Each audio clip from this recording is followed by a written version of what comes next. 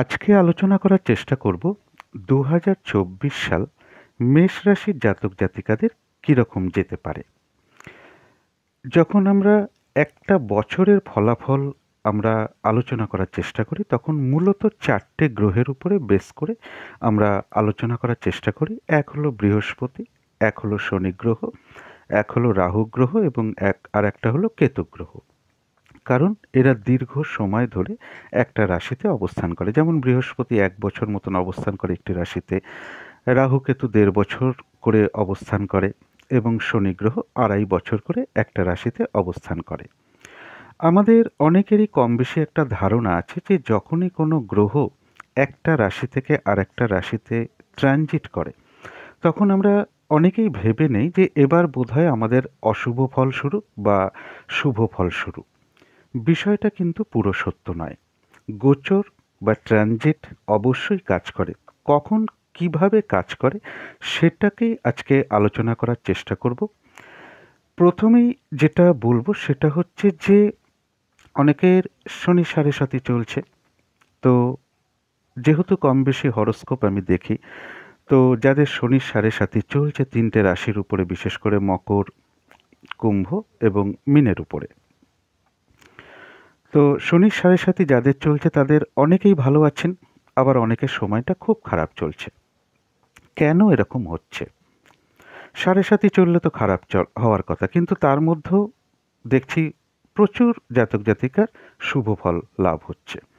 এগুলোই আমি আজকে একটু আলোচনা করার চেষ্টা করব এবং মেষ রাশির কেমন যাবে এর মধ্য থেকেই বেরিয়ে আসবে যে কেমন যেতে পারে। কারণ এটাকে একটুখানি বোঝবার চেষ্টা করতে হবে যে যখনই কোনো গ্রহ এক রাশি থেকে আরেক রাশিতে প্রবেশ করছে তখন দেখতে হবে যে আমার মহাদশাটা কি চলছে, অন্তর্দশাটা কি চলছে।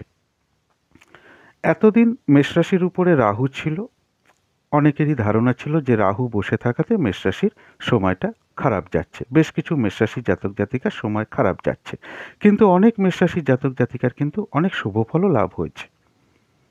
রাহু তো ট্রানজিট করে গেছে, মীন রাশিতে এখন রয়েছে। এখন অনেক মীন রাশির জাতক জাতিকারা ভাবতে পারেন যে তাদের সময়টা খারাপ, যেহেতু জন্ম রাশির উপরে অবস্থান করছে, তো সময়টা তাদের খারাপ। বিষয়টা কিন্তু সেটা নয়। আগে বুঝতে হবে যে একটা গ্রহ ট্রানজিট করেছে ঠিক কথা, কিন্তু বর্তমানে আমার যদি কোনো শুভ গ্রহের দশা রান করে কিংবা অন্তর্দশা রান করে কিংবা কোনো শুভ ভাবপতির কোনো মহাদশা বা অন্তর্দশা রান করে, তাহলে কিন্তু এই গোচর বা ট্রানজিট কিন্তু অতটা অশুভ ফল দেয় না, কিংবা শনির সাড়ে সাথেও দেয় না। প্রত্যেকটা গ্রহ, যেমন শনির সাড়ে সাথে নিয়েই যদি বলি কথাটা, যে ৭.৫ বছর যে সাড়ে সাতিটা আমরা আলোচনা করার চেষ্টা করি, প্রথমেই দেখতে হবে যে রাশির দ্বাদশে যখন আসলো শনি সেই ঘরে কত কক্ষা বা কক্ষা লাভ করেছে। কক্ষা বা কক্ষার যে বিচারটা সেটা একটা আলাদা বিচার, অর্থাৎ কটা গ্রহের শনিদেব সাপোর্ট পেয়েছে সেই হিসাবে কিন্তু শনির সাড়ে সাথে কিন্তু তার পক্ষে শুভ অশুভ হয়ে দাঁড়ায় বেশিরভাগ ক্ষেত্রে। তারপরে দেখতে হয় জন্মকালীন শনি তার শুভ ছিল কিনা বা অশুভ ছিল কিনা বা পীড়িত ছিল কিনা, এগুলোও পাশাপাশি দেখতে হয়। কিন্তু প্রথমেই যেটা দেখতে হবে যেটা হচ্ছে আমার মহাদশা বা অন্তর্দশা এখন কি চলছে। কোনো গ্রহ ট্রানজিট করলো, মনে করা যাক মীন রাশিতে এখন রাহু ট্রানজিট করেছে, এখন যদি কারো রাহুর মহাদশা কিংবা অন্তর্দশা চলে তাহলে কিন্তু কিছু অশুভ ফল হতে পারে। কিন্তু রাহু যে এখন রেবতী নক্ষত্রে অবস্থান করছে তার ফলে মীন রাশির মধ্যেও তো ৩টে নক্ষত্র আছে। বহু মীন রাশির জাতক জাতিকার সময় ভালোও চলছে, আবার বহু মীন রাশির জাতক জাতিকার সময় কিন্তু খারাপও চলছে। এই কারণগুলোই আমি আজকে আলোচনা করব। মেষ রাশি নিয়ে আমি আজকে আলোচনা করছি।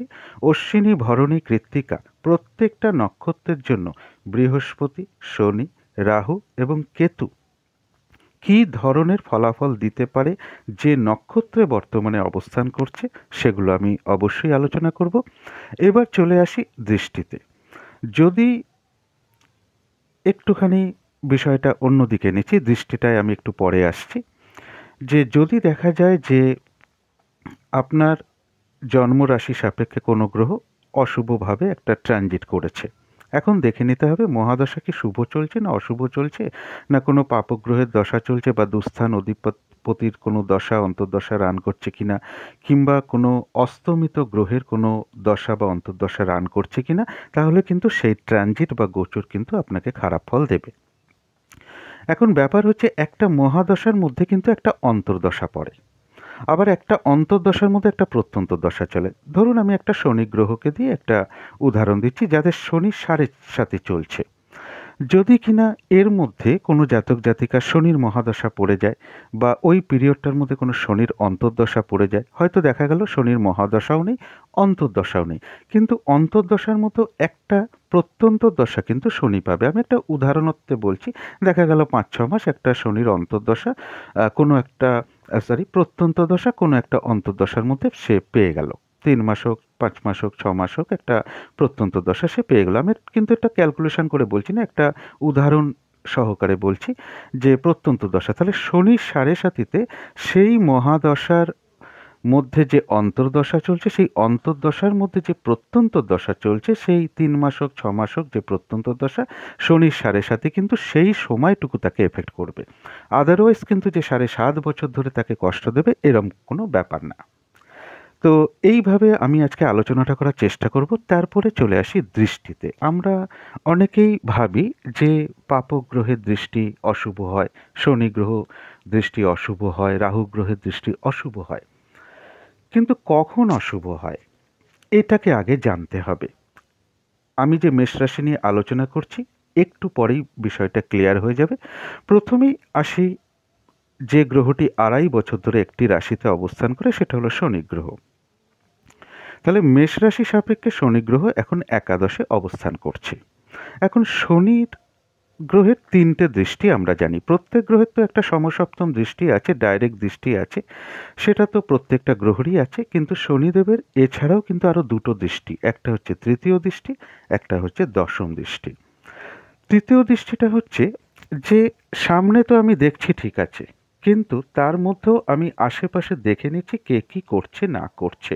শনিদেবের দৃষ্টি কিন্তু চারিপাশে ঘুরছে, অর্থাৎ এপাশ ওপাশে সে দেখে নিচ্ছে আমরা কে কি করছি না করছি।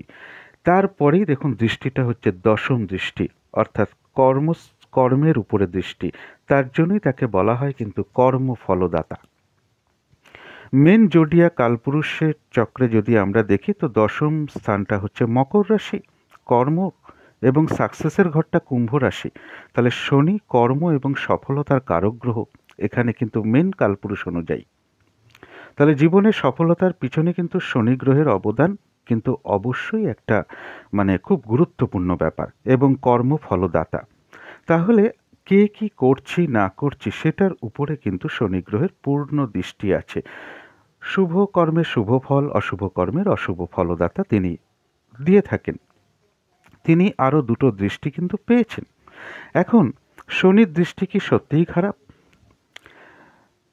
শনিদেব যদি তার নিজস্ব ঘরে দৃষ্টি দেয় কিংবা তার উচ্চ ঘরে দৃষ্টি দেয়, অর্থাৎ যে ঘরের যে সমস্ত গ্রহ উচ্চ হয়, শনি গ্রহ তুলা রাশিতে উচ্চস্থ হয়, তো সেখানে যদি সে দৃষ্টিপাত করে, মিত্র ঘরে দৃষ্টিপাত করে, তাহলে শনির সেই দৃষ্টি কিন্তু অশুভ নয়, শুভ দৃষ্টি। যদি তার নিচস্থ গৃহে দৃষ্টি প্রদান করে, সত্য গৃহে দৃষ্টি প্রদান করে, তাহলে কিন্তু সেই দৃষ্টি অশুভ। প্রথমে শনিটা নিয়ে বলছি যে শনিদেব তো মোটামুটি 2024 সাল তো থাকবেই কুম্ভ রাশিতে। তো এই আমি ট্রানজিট কখন করছে সেটা নিয়ে আলোচনা করছি না, এই বছরটা তো 24 সালটা তো শনি গ্রহ রয়েছেই কুম্ভ রাশিতে। তাহলে আমি বললাম সত্য গৃহে নিচস্থ গৃহে তার দৃষ্টি কিন্তু অশুভ। তাহলে মেষ রাশির একাদশে শনি, লাভ স্থানে শনি বসে আছেন, এটা তো ঠিক আছে, নিজের ঘরে বসে আছেন, এটা শুভ। কিন্তু দৃষ্টিটা কোথায় কোথায় দিচ্ছে দেখুন। যারা মেষ লগ্ন আছেন বা মেষ রাশি আছেন, তো তৃতীয় দৃষ্টি, আমি যেটা বললাম তৃতীয় দৃষ্টি, কি করছি না করছি সে নজর রেখেছে। তার তৃতীয় দৃষ্টিটা কিন্তু শনি গ্রহের নিচস্থ স্থান মেষ রাশিতে রয়েছে, এবং মঙ্গলের ঘরে, মঙ্গলও হচ্ছে শনির শত্রু গ্রহ। তাহলে মনের উপরে ডিপ্রেশন বা হতাশা, উদ্বিগ্নতা, দুশ্চিন্তা এগুলো সে প্রদান করবে। যদি লগ্ন হয়ে থাকে তাহলে শরীরের উপরে কিছু না কিছু প্রবলেম করবে, রাশির উপরও করবে প্রবলেম। অর্থাৎ মেষ রাশি বা মেষ লগ্নের জাতক জাতিকা শরীরটা নিয়ে সমস্যা কিন্তু করাবে। তাহলে এখানে শনিদেব কি ইন্ডিকেশন করছে যে মানে যেটা তৃতীয় দৃষ্টি, অর্থাৎ মনের মধ্যে পজিটিভ ভাবটাকে কিন্তু বাড়িয়ে তুলতে হবে। এবং যদি লগ্ন হয়ে যায় তাহলে আমরা মূলত লগ্ন থেকে শরীর বিচার করি, আরও প্রচুর কিছু বিচার আছে লগ্ন থেকে, অত ডিটেলসে যাচ্ছি না, আমি খুব সামান্যভাবে বলছি যে শরীরের উপর। তাহলে শনিদেব কিন্তু নজর রেখেছে তৃতীয় দৃষ্টিতে, আমি শরীরের উপরে কোনো রকম অনিয়ম করছি না তো, অনিয়ম করতে করতে আমার শরীরটাকে খারাপ করে ফেলছি না তো।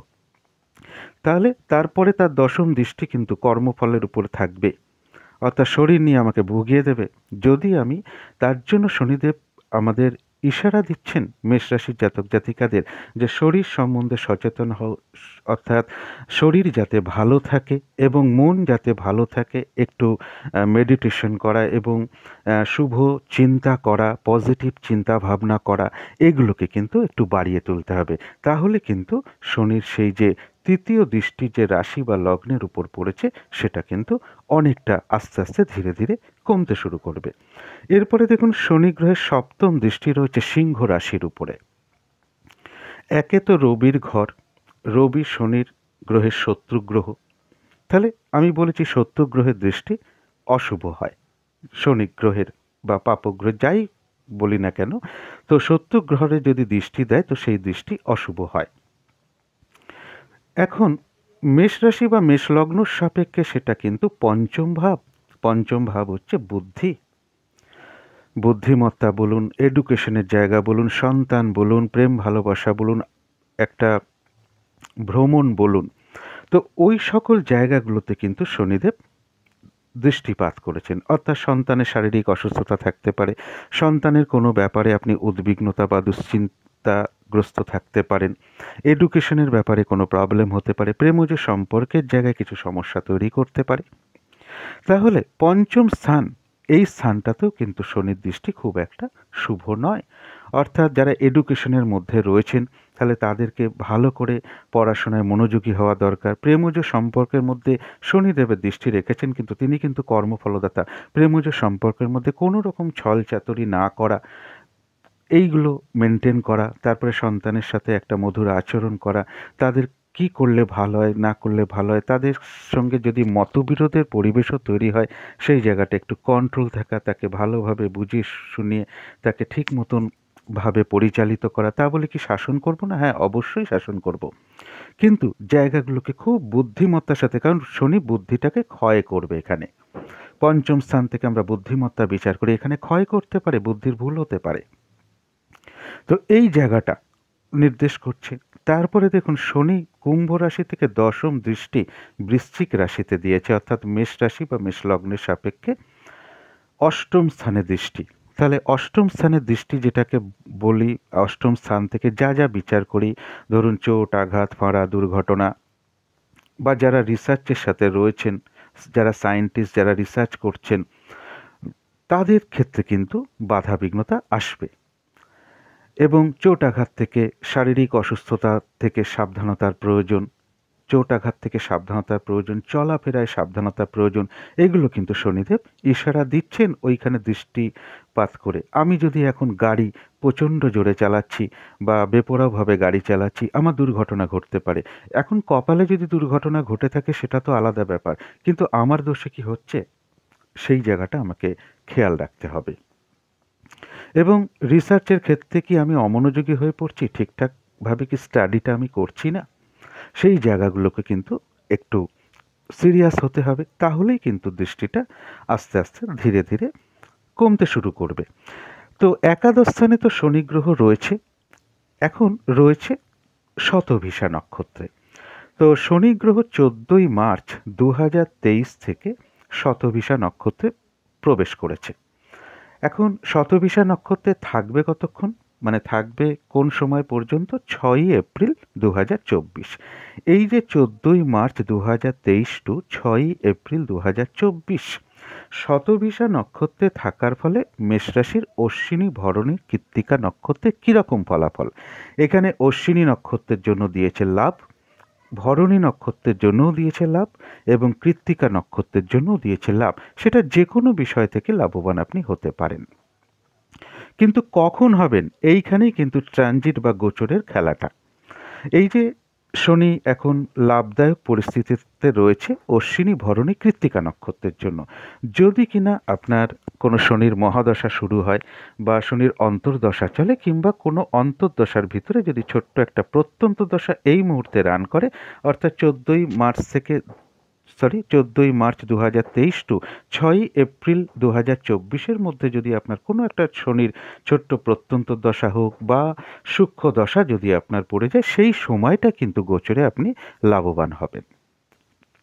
3টে নক্ষত্রের জন্যই দিয়ে দিয়েছে। এরপরে চলে আসি রাহু গ্রহের ক্ষেত্রে। তো মেষ রাশি সাপেক্ষে রাহু কিন্তু এখন বর্তমানে দ্বাদশ গৃহে অবস্থান করছে। তো রাহুর দৃষ্টি সম্বন্ধেও আমাদের একটা কম বেশি ধারণা আছে যে রাহুর দৃষ্টিও অশুভ। কিন্তু একটা কথা আমি বলেছি আগে, যে যদি তার মিত্র গৃহে দৃষ্টি দেয় বা তার রাহু যেখানে বলশালী অর্থাৎ মিথুন বা বৃষ রাশিতে, এবং মতান্তর আছে এই দুটো ভাব নিয়ে। বৃষতে কেউ স্ট্রং বলেন রাহুকে, মিথুনে কেউ স্ট্রং বলে থাকেন, আবার বৃশ্চিকে কেতুকে স্ট্রং বলে থাকেন, ধনুতেও কেতুকে স্ট্রং বলে থাকেন। আমি এই বিতর্কটায় যাচ্ছি না। তো মোটামুটিভাবে তার রাহুর যারা মিত্র গ্রহ আছে সেই জায়গায় যদি দৃষ্টি দেয় তো শুভ। তাহলে মেষ রাশি সাপেক্ষে রাহুর দৃষ্টি এখন তার মোটামুটি রাহুর পঞ্চম দৃষ্টি আছে, সপ্তম দৃষ্টি তো প্রত্যেক গ্রহেরই থাকে, নবম দৃষ্টি আছে, আর একটা দৃষ্টি দ্বাদশ দৃষ্টি রয়েছে। তো রাহুর ক্লক ওয়াইজ ঘোরে, তো সেই হিসাবে যদি পঞ্চম ঘরের দৃষ্টিটা মেষ রাশি সাপেক্ষে কিন্তু অষ্টম স্থানে রয়েছে। তাহলে অষ্টম স্থানটা হচ্ছে বাধা বিঘ্নতার স্থান এবং কিন্তু রাহু গ্রহের শত্রু গ্রহ হচ্ছে মঙ্গল। তাহলে যেটা বলছিলাম যে সেখানে কিছু প্রবলেম অর্থাৎ চোট আঘাত দুর্ঘটনা এগুলো থেকে একটু সাবধানতার প্রয়োজন। সিঁড়ি দিয়ে ওঠানামা, অগ্নি, ইলেকট্রিক, উঁচু স্থান এগুলো থেকে সাবধানতার প্রয়োজন। এবার রাহুর যে সপ্তম দৃষ্টিটা দেখুন কন্যা রাশির উপর পড়েছে। তাহলে বুধ কিন্তু রাহুর মিত্র গ্রহ, তাহলে মেষ রাশি সাপেক্ষে ষষ্ঠ স্থানে দৃষ্টি দিয়েছে, অর্থাৎ এই দৃষ্টিটা কিন্তু একটা শুভ দৃষ্টি। রাহুর কিন্তু শুভ দৃষ্টি, অর্থাৎ দেখা গেল হঠাৎ করে কারোর একটা উন্নতির পথ প্রশস্ত হয়ে গেল, হঠাৎ করে কারোর প্রমোশন হয়ে গেল, হঠাৎ করে একটা স্টেবিলিটির জায়গাটা নিয়ে একটা প্রবলেম চলছিল, সেটা হঠাৎ করে একটা স্টেবিলিটির মানে তে বাধা হচ্ছিল, মানে কর্মক্ষেত্রে বাধা হচ্ছিল, সেই জায়গাটা একটা সলিউশন রাহু গ্রহের দৃষ্টির ফলে ঘটে যেতে পারে এবং শত্রুতার অবসান হয়ে যেতে পারে। শত্রুতা চলছিল, তো শত্রুতার অবসানও পর্যন্ত রাহু গ্রহ ঘটিয়ে দিতে পারে। এটা কিন্তু রাহুর শুভ দৃষ্টি। এরপরে যদি দেখি তার নবম দৃষ্টিটা যেটা পড়েছে, তো সেটা হচ্ছে কর্কট রাশিতে।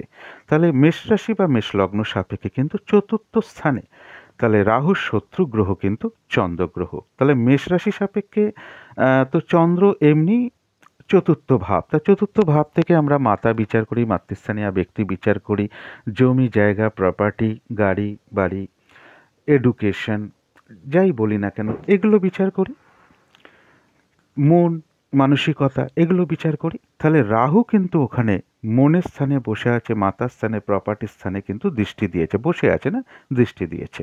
তাহলে পারিবারিক ক্ষেত্রে কিছু সমস্যা হতে পারে, মা কিংবা মাতৃস্থানীয় ব্যক্তির কারো শারীরিক অসুস্থতা দেখা দিতে পারে, কারণ এটা সে শত্রু ঘরে দৃষ্টি দিয়েছে। এই দৃষ্টিটা কিন্তু তার শুভ নয়। কোনো প্রপার্টি নিয়ে হোক, গাড়ি নিয়ে ঝামেলায় পড়া, গাড়ির সমস্যা দেখা দেওয়া, জমি জায়গা প্রপার্টি এই সমস্ত বিষয় নিয়েও কিছু সমস্যা হতে পারে, অমনোযোগিতা ভাব আসতে পারে লেখাপড়ার ক্ষেত্রে। রাহু হচ্ছে ধোঁয়া, মানে ভ্রমিত করে দেয়। তাহলে যেহেতু মেষলগ্ন বা মেষ রাশি সাপেক্ষে চতুর্থ স্থান থেকে আমরা মন বিচার করি, তার চন্দ্র মনের কারক গ্রহ, তাহলে মনের মধ্যে ভ্রম তৈরি হতে পারে, মনে হচ্ছে যেন এটাই ঠিক, কিন্তু আসলে দেখা গেল ওটা ঠিক নয়। ওটা ছিল একটা আমার ভুল চিন্তা ভাবনা। তাহলে এইখানেই কিন্তু ভাবতে হবে, তাহলে রাহুর ওই অশুভ দৃষ্টি থেকে রক্ষা পেতে গেলে আমাদের কিন্তু পজিটিভ চিন্তাটাকে করতে হবে, বিচার করতে হবে যে এই জায়গাটা যে চিন্তা ভাবনা করছি বা এগোচ্ছি বা ইনভেস্ট করছি বা একটা প্রপার্টি কিনতে যাচ্ছি, তো এটা কি আমার ঠিক হচ্ছে এই মুহূর্তে? এগুলোকে কিন্তু একটা বিচার করতে হবে জায়গাগুলো। অনেক সময় ভ্রমিত করে দিতে পারে, বুদ্ধির ভুল করে দিতে পারে। আর দ্বাদশ দৃষ্টিতে কিন্তু জন্ম রাশি বা লগ্নের উপরে দৃষ্টি দিয়ে রয়েছে, সেটাও তার কিন্তু শত্রুঘর। অর্থাৎ আপনি ভাবলেন যে বিদেশে গেলে মনে হয় আমার কপাল খুলে যেতে পারে, বিদেশে গেলে হয়তো আমি লাভবান হতে পারি, কিন্তু আসলে কিন্তু তা নয়। বিদেশ যাত্রার ক্ষেত্রে বাধা করিয়ে দিতে পারে, সমস্যা করিয়ে দিতে পারে, বা বিদেশে গিয়েও প্রবলেমে পড়তে পারেন, ব্যয় করাতে পারে। এবং রাশি বা লগ্নের উপর, রাশি থেকে যেমন আমরা মন মানসিকতা কিছুটা বিচার করি, ওই যে বললাম রাহু ধোঁয়া আপনার বুদ্ধির ভুল করে দিতে পারে। যেটাকে ভাবছি ঠিক মনে হলো যে না এই ব্যক্তিটি আমার জন্য ঠিক, সেটা নাও হতে পারে, ভুল হতে পারে, সিদ্ধান্ত ভুল হতে পারে, ডিসিশন মেকিংয়ে প্রবলেম হয়ে চলে আসতে পারে। তো এই জায়গাগুলো কিন্তু একটু খেয়াল রাখতে হবে। এরপরে নাক্ষত্রিক ফলটা আমি বলবো, সেটা হচ্ছে ধরুন রাহু 30শে অক্টোবর 2023-এ মীন রাশিতে প্রবেশ করেছে। এখন রেবতী নক্ষত্রে সে অবস্থান করছে। তাহলে রেবতী নক্ষত্রে অবস্থান করার ফলে অশ্বিনী নক্ষত্রেরই বা কী ফল, ভরণী নক্ষত্রেরই বা কী ফল, এবং কৃত্তিকা নক্ষত্রেরই বা কী ফল। তাহলে অশ্বিনী নক্ষত্রের জন্য রাহু দ্বাদশ রাশিতে, দেখুন নক্ষত্র অনুযায়ী কিন্তু ফল চেঞ্জ হয়ে যাবে। অশ্বিনী নক্ষত্রের জন্য বলবো স্বাস্থ্যহানি, হঠাৎ করে পড়ে যাওয়া, কোনো দুর্ঘটনার শিকার হওয়া বা চোট আঘাত পেয়ে যাওয়া, শরীরটা খুবই খারাপ হয়ে পড়া, এটা কিন্তু অশ্বিনী নক্ষত্রের জন্য ইন্ডিকেট করছে। এখন রাহু এই নক্ষত্রে থাকবে কতক্ষণ? 6ই মে 2024 পর্যন্ত, অর্থাৎ 30/10/2023 থেকে 6ই মে 2025-এর মধ্যে অশ্বিনী নক্ষত্রের জাতক জাতিকের কারোর না কারোর কিন্তু শারীরিক অসুস্থতা বলুন, চোট আঘাত পাওয়া বলুন, তারপরে ধরুন রাহু জলজ রাশিতে বসে আছে, অর্থাৎ মীন রাশির ঘরে বসে আছে, দেখা গেল কল বা বাথরুম বা টয়লেটের মধ্যে পড়ে যাওয়ার যোগ, বা স্লিপ খেয়ে পড়ে যাওয়ার যোগ, উঁচু স্থান থেকে স্লিপ করা, সিঁড়ি দিয়ে ওঠানামার সময় স্লিপ করা, বা কোনো জলাশয়ের জায়গায় একটু জল পড়ে আছে স্লিপ খেয়ে পড়ে যাওয়া। তো এই জায়গাগুলো কিন্তু একটু সাবধানতার প্রয়োজন অশ্বিনী নক্ষত্রের ক্ষেত্রে। ভরণী নক্ষত্রের ক্ষেত্রেও কিন্তু তাই, শরীরটা খারাপ থাকতে পারে এবং যা যা বললাম সেই বিষয় কিন্তু একটু সাবধানতার প্রয়োজন। কিন্তু রেবতী নক্ষত্রের অবস্থানের ফলে একই রাশি হতে পারে অনেকেই। আমি সবসময় বলি দৈনিক রাশিফলে একটা কথা, যে বেশিরভাগ সময় আমি বলে থাকি যে রাশি এক হতে পারে, ফল কিন্তু আলাদা হবে, কারণ নক্ষত্র 3টে করে রয়েছে। কৃত্তিকা নক্ষত্রের জন্য কিন্তু এখানে রাহু লাভদায়ক পজিশনে বসে আছে, অর্থাৎ মেষরাশি সাপেক্ষে দ্বাদশে গেছেই বলেই যে মেষরাশি সব মেষরাশির খারাপ হবে তা নয়। মেষরাশির যারা কৃত্তিকা নক্ষত্র আছেন তাদের কিন্তু রাহু গ্রহ এখানে লাভের জায়গায় বসে আছে, সেটা যে কোনো ক্ষেত্র থেকে লাভ হতে পারে, ব্যবসা থেকে হোক, কর্ম থেকে হোক, বা যে কোনো ক্ষেত্র থেকে একটা গেইন করা, লাভবান হওয়া জায়গায় কিন্তু কৃত্তিকা নক্ষত্র বসে আছে। এরপরে চলে আসবো কেতু, তারপরেরটাই বলবো বৃহস্পতি। কেতু গ্রহের দৃষ্টি অনেকে মানেন, অনেকে মানেন না, আমি এই বিতর্কে গেলাম না। কেপি অ্যাস্ট্রোলজি যেটা আমরা করি, কৃষ্ণমূর্তি পদ্ধতি, আমি নিজেও মানে কেপি সিস্টেমটাকে প্রচণ্ড ফলো করার চেষ্টা করি। তো কেপি অ্যাস্ট্রোলজিতে কেতুর কোনো দৃষ্টি মানা হয় না, এবং আমাদের ট্র্যাডিশনাল অ্যাস্ট্রোলজিতেও কেউ কেতুর দৃষ্টিকে স্বীকার করেছেন, কেউ করেননি। তো সেই সমস্ত বিতর্কে না গিয়ে আমি কেতুর অবস্থানটা, এবং কেতু বর্তমানে যে চিত্রা নক্ষত্রে অবস্থান করছে, তো চিত্রা নক্ষত্রে অবস্থানের ফলে তো কি ফল দিতে পারে অশ্বিনী ভরণী কৃত্তিকার, তো সেইটা আমি বলবো। যেমন কেতু 27শে জুন 2023 চিত্রা নক্ষত্রে প্রবেশ করে 2023-এ প্রবেশ করেছে কন্যা রাশিতে, এবং 4 মার্চ 2024 পর্যন্ত চিত্তা নক্ষত্রে থাকবে। এখন ষষ্ঠভাবে মেষরাশি বা মেষলগ্নের সাপেক্ষে ষষ্ঠভাবে অবস্থান করছে। কেতুর কিন্তু এটা শত্রু ঘর, বুধের ঘর, কেতুর শত্রু কিন্তু বুধ, আমরা যেটা জেনে আসছি। তো এখানে কিন্তু কেতুর অবস্থানটা মেষ রাশির জন্য খুব একটা ভালো নয়। ষষ্ঠ স্থান থেকে আমরা কি বিচার করি? মানে রোগ, ঋণ, রিপু এগুলো বিচার করি। অর্থাৎ গুপ্ত শত্রুতা থেকে সাবধানতার প্রয়োজন।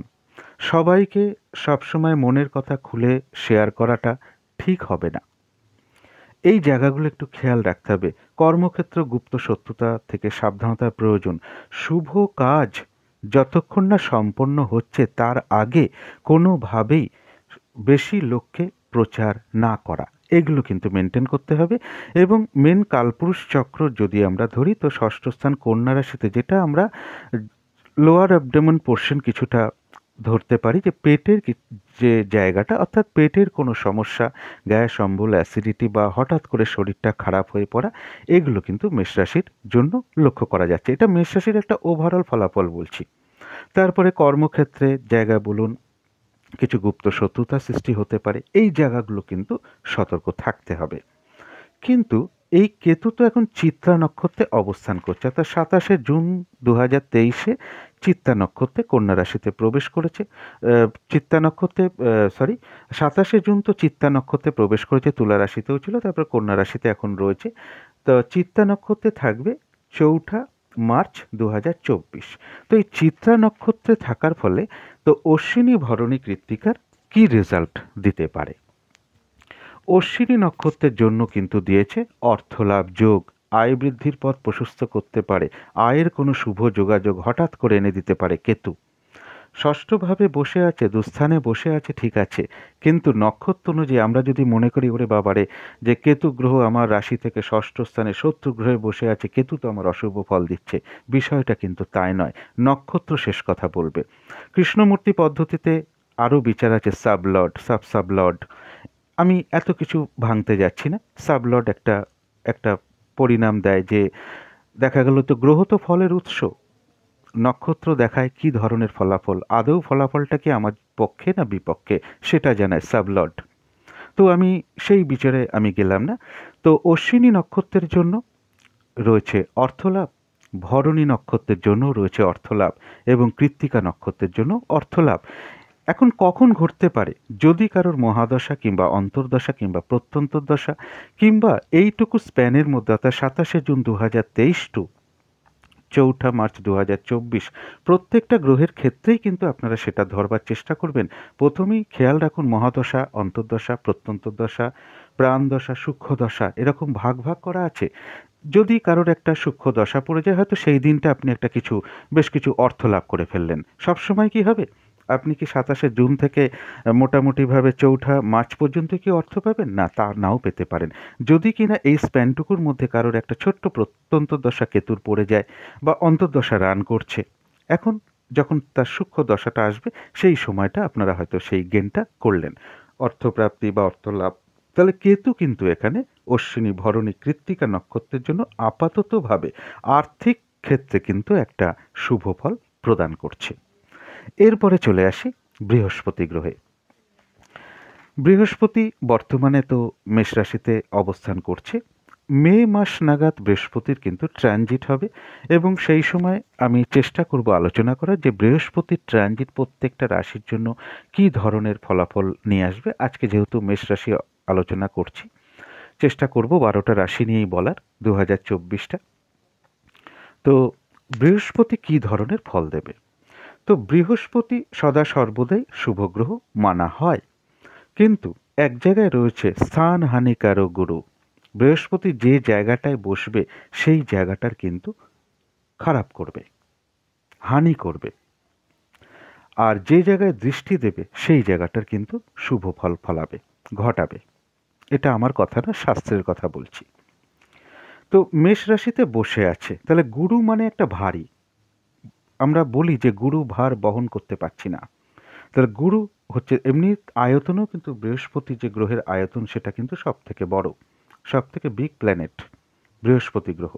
তাহলে জন্ম রাশির উপরে বসে আছে, অর্থাৎ কিছু ইগো সমস্যা, ইগো প্রবলেম এনে দিতে পারে। অত্যাধিক জ্ঞানের দ্বারা মানে তর্কাতর্কি পর্যন্ত হয়ে যেতে পারে মানুষের সঙ্গে। বৃহস্পতি যেহেতু গুরু, তাহলে গুরুজন কোনো ব্যক্তি শারীরিক অসুস্থতা দিয়ে দিতে পারে যারা মেষ রাশির জাতক জাতিকা আছেন। কিন্তু দৃষ্টি দিচ্ছে কোথায়? বৃহস্পতির দৃষ্টি আমরা জানি পঞ্চম স্থানে। কেন এক একটা গ্রহ এই রকম দৃষ্টি পেল সে নিয়ে যদি কখনো সম্ভব হয় আলোচনা করার চেষ্টা করব। বৃহস্পতি কেন পঞ্চম দৃষ্টি লাভ করলো? সপ্তম দৃষ্টি তো প্রত্যেকের কমন দৃষ্টি। কেন নবম দৃষ্টি পেল বৃহস্পতি গ্রহকে দেওয়া হয়েছে কেন? সেগুলো নিয়ে যদি কখনো পারি আলোচনা করার চেষ্টা করব। তো বৃহস্পতি মেষ রাশি বা মেষ লগ্নের সাপেক্ষে কিন্তু পঞ্চম ভাবে দৃষ্টি দিচ্ছে, অর্থাৎ পঞ্চম ভাবে শনির দৃষ্টি যে প্রবলেমটা করাচ্ছে মে মাস পর্যন্ত কিন্তু বৃহস্পতি সেই জায়গাটা প্রবলেম হলেও ব্যালেন্স করার চেষ্টা করবে, অর্থাৎ বৃহস্পতির দৃষ্টি কিন্তু শুভ।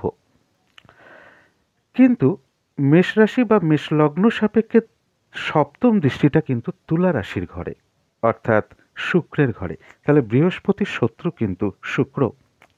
তাহলে এখানে সেই দৃষ্টির ফলটা কিন্তু একটু দুর্বল। বৃহস্পতি যেহেতু শুভ কারক গ্রহ, খুব একটা অশুভ ফল ফলাবে না, কিন্তু যতটা বিজনেসের ক্ষেত্রে বলুন, দাম্পত্য অশান্তির ক্ষেত্রে বলুন, মানে যতটা পজিটিভ দেওয়ার কথা ততটা হয়তো দিতে পারবে না, শুভ ফলটা একটু দুর্বল ফল দেবে, এটুকু আমরা বলতে পারি। কারণ বৃহস্পতি কিন্তু কখনো অশুভ করবে না, কিন্তু যে একটা ভালো ফল দেবে, মিত্র গ্রহে যদি দৃষ্টি দিত বা তার নিজের ঘরে দৃষ্টি দিত তাহলে অনেক শুভ ফল দিত, বা উচ্চস্থ ঘরে দৃষ্টি দিত তাহলে তো খুবই শুভ ফল প্রদান করত। কিন্তু যেহেতু শুক্র তার শত্রু গ্রহ, তো সেই ঘরে সপ্তম দৃষ্টি পড়েছে। সপ্তম স্থান থেকে আমরা বিজনেস পার্টনার, স্বামী স্ত্রী যা বিচার করি না কেন, তাহলে সেই সব জায়গায় কিছু প্রবলেম তৈরি করবে। প্রবলেম তৈরি হলেও প্রবলেম তো অবশ্যই কিছু মানে অন্যান্য গ্রহের কারণে বা ট্রানজিট দশা অন্তর্দশার কারণেও হতে পারে, কিন্তু বৃহস্পতি সেই জায়গাটা যে সমাধান করবে, সেই যে তার যতটা মানে শুভ শক্তি, সেই জায়গাটা কিন্তু না দিয়ে একটু দুর্বল প্রভাব ফেলবে ওখানে, অর্থাৎ ততটা হয়তো শুভ ফল প্রদান করতে পারল না। এরপরে দৃষ্টিটা রয়েছে নবম স্থানে, অর্থাৎ নিজের ঘরে বৃহস্পতি দৃষ্টি দিচ্ছে, অর্থাৎ বৃহস্পতি মানে চেষ্টা করবে যারা উচ্চ বিদ্যার সাথে যুক্ত আছেন তাদের জন্য শুভ। যারা যারা শিক্ষক আছেন, ব্যাংকের কর্মচারী আছেন, বা ভাগ্য উন্নতির ক্ষেত্রে বৃহস্পতি কিন্তু এখানে সহায়তা করবে। অর্থাৎ বৃহস্পতি কিন্তু মেষ রাশিতে অবস্থান করে পঞ্চম থেকে আমরা বুদ্ধিমত্তা, অর্থাৎ শনি গ্রহের দৃষ্টিতে যদি মানে বুদ্ধি ঠিক মতন কাজ না করে পরক্ষণেই বুদ্ধিটা এনে দেওয়ার চেষ্টা করবে, বৃহস্পতি সেই জ্ঞানটা এনে দেবে। কিন্তু সপ্তম দৃষ্টিটা একটু দুর্বল হয়ে গেছে, অশুভ ফল বলছি না, একটু দুর্বল দৃষ্টিটা হয়ে গেছে। কিন্তু নবম স্থান ভাগ্যোন্নতির ক্ষেত্রে কিন্তু বৃহস্পতি যথেষ্ট সহায় করবে। উচ্চ বিদ্যার ক্ষেত্রে বলুন, গুরুজনের আশীর্বাদ পাওয়ার ক্ষেত্রে বলুন, দূর ভ্রমণের ক্ষেত্রে বলুন, তীর্থ ভ্রমণের ক্ষেত্রে বলুন, বৃহস্পতি কিন্তু এখানে সদা সর্বদাই কিন্তু একটা সহায় হওয়ার চেষ্টা করবে। এটা তো গেল একটা দৃষ্টিফল। ৩রা ফেব্রুয়ারি ২০২৪ কিন্তু বৃহস্পতি ভরণী নক্ষত্রে প্রবেশ করে গেছে, এবং ১৭ই এপ্রিল পর্যন্ত কিন্তু বৃহস্পতি ভরণী নক্ষত্রে অবস্থান করবে। তার ফলে মেষ রাশির অশ্বিনী, ভরণী, কৃত্তিকা নক্ষত্রের জন্য কীরকম ফল লাভ হবে? অশ্বিনী নক্ষত্রের জন্য বলছে কোনো না কোনোভাবে কিছু মনে দুঃখ পাওয়া, কষ্ট পাওয়া বা মানসিক কিছু দুঃখ কষ্ট, এটা কিন্তু ভরণী নক্ষত্রে প্রবেশের ফলে হবে। ভরণী নক্ষত্র প্রবেশ করছে, আবারও বলে দিচ্ছি, ৩রা ফেব্রুয়ারি ২০২৪ প্রবেশ করে গেছে। ১৭ই এপ্রিল পর্যন্ত কিন্তু ভরণী নক্ষত্রে অবস্থান করবে বৃহস্পতি। তাহলে অশ্বিনী নক্ষত্রের জন্য কিন্তু খুব একটা সুখদায়ক নয় বৃহস্পতির ভরণী নক্ষত্রের অবস্থানটা। কখন দুঃখ এবং সম্পত্তির হানি, টাকা পয়সার ব্যয় অশ্বিনী নক্ষত্রের করাবে, একটু দেখে নিতে হবে যে মহাদশা কি বৃহস্পতির চলছে, অন্তর্দশা কি বৃহস্পতির চলছে।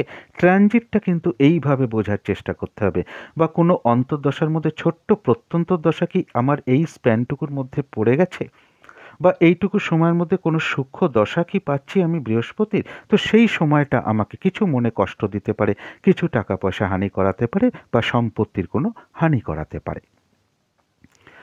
ভরণী নক্ষত্রের ক্ষেত্রেও কিন্তু যেটা বলবো সেটা হচ্ছে যে ভরণী নক্ষত্র যারা আছেন তো তাদের জন্য কিন্তু একটা সম্মান, পদমর্যাদা বৃদ্ধি, জীবনযাত্রার মান বৃদ্ধির ঘটনা ঘটাবে বৃহস্পতি।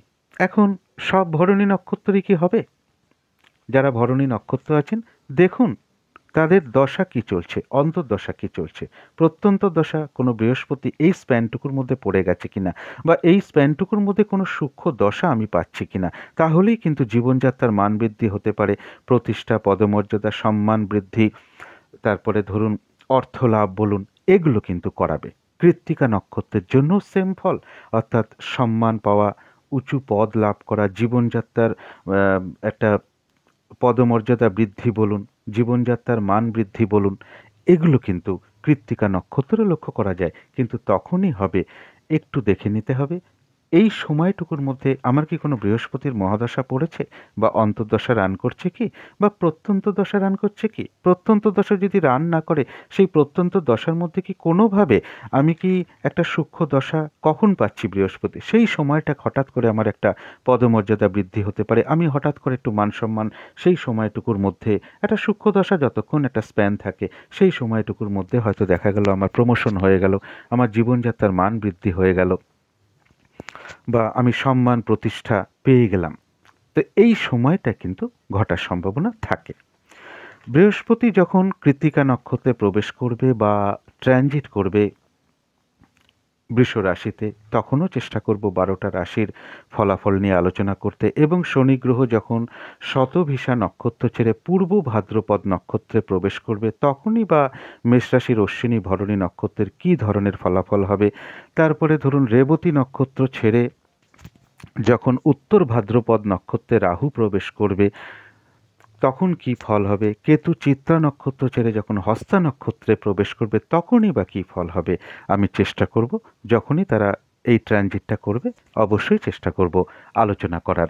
তো আজকের আলোচনা ছিল এইটুকুই। শেষ করার আগে কালী মায়ের কাছে প্রার্থনা করি আপনাদের সকল দিক থেকে মঙ্গল হোক, সকল দিক থেকে ভালো হোক, এই শুভ কামনা রেখে আজকের মতন এখানেই শেষ করছি।